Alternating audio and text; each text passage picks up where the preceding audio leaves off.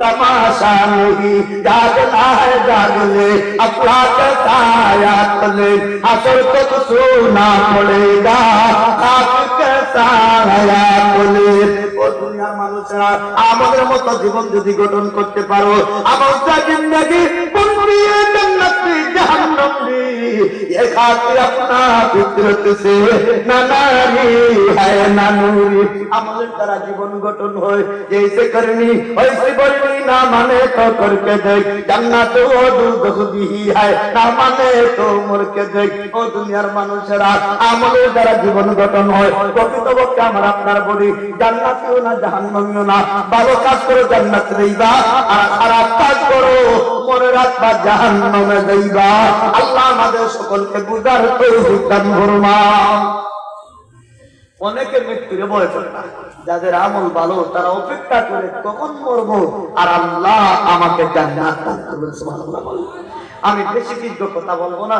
মুকাশাফাতুল কুলুব কিতাবের ভিতরে ইমাম গাজালি রাহমাতুল্লাহ আলাইহি এক গোলাম ব্যক্তির একটা ঘটনা আনছেন, আমরা শুনলে হয়তো লাভ হইতে পারে, একটু খেয়াল করে শুনেন।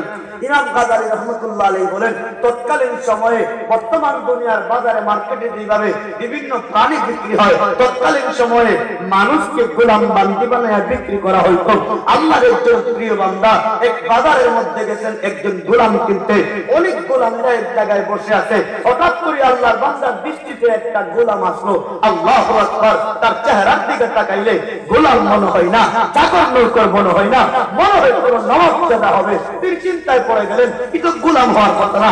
আপনারাও লক্ষ্য করে দেখেন, অনেক হোস্টেল রেস্তোরাঁয় অনেক ছোট ছোট ছেলেরা কাজ করে, এদের কাজের ছেলে মনে হয়, কিন্তু বিপদে পড়িয়া গেছে। এইভাবে এই লোকটা গোলাম। তো আল্লাহর ওলি উনাকে দেখে কাছে যাইয়া বলে, আপনি কি তার বিক্রি হইবানি? আপনি কোন গোলাম নেই, আপনার তো গোলাম মনে হয় না। আমি গোলাম, আমি বিক্রি হইতে আমার মালিক বেশ ভালো লাগে আনতে, আপনার ভালো লাগে আমাকে নিতে পারে। আল্লাহর ওলি বলেন, আমাকে তোমার ভালো লাগে, আমি তোমার চেহারা দেখে আমার ভালো লাগছে, আমার আত্মবিশ্বাস হয়েছে, আমি তোমাকে নিতে চাই। গোলাম গাজা বলে, মালিক আমাকে নেওয়া কিন্তু বড় কঠিন ব্যাপার, আমাকে যদি নিতে হয় 3টা শর্ত মানা লাগবে। আল্লাহর ওলি বলে, বান্দা এমন কি শর্ত আমি মেনে নিব? বলতো 1 নাম্বার। ওই গোলাম গাজা কই, ও মালিক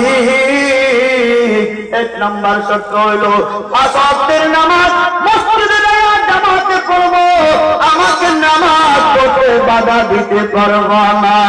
ও বান্দা, আমাকে যদি নামাজ পড়ার সুযোগ দাও, আমি আপনার সাথে যাইব। মালিক বলে, বাহ, তোমার মতো গোলাম খুঁজ করেছি, আমি তোমার মতো একজন গোলাম চাই, তোমার মতো মানুষের আমার দরকার। এবারে মালিক বলে, 2 নম্বর কি শর্ত? ওই গোলামে ডাক দিয়া কই, ও মালিক আপনার বাড়িতে আমার জন্য রাতের বেলা কোনো কাজ দিতে পারবা না, শুধুমাত্র দিনে কাজ করব, রাত্রে বেলা আমার আসল মালিক মহান আল্লাহর দরবারে দাঁড়াইয়া আমার আল্লাহর ইবাদত করব। মালিক বলে, ঠিক আছে, তোমার মতো গোলাম অনেক দিন থেকে আমি সন্ধান করেছি, আল্লাহর ফজল করমে আজকে আমার জন্য ব্যবস্থা হয়ে গেছে। 3 নাম্বার কি শর্ত?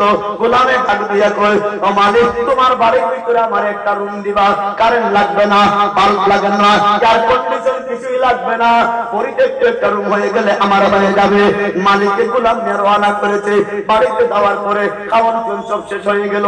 এক পর্যায়ে গোলামকে অনেক ভালো ভালো রুম দেখাইলেন, গোলামে পছন্দ করে না, পরিত্যক্ত একটা রুম রাখা, এখানে বাল্ব নাই, আলো নাই, বাতি নাই। মালিক ডাক্তার করে, গোলাম তুই তো বোকা, এই যে আলো নাই, বাতি নাই, কেমনে থাকবে?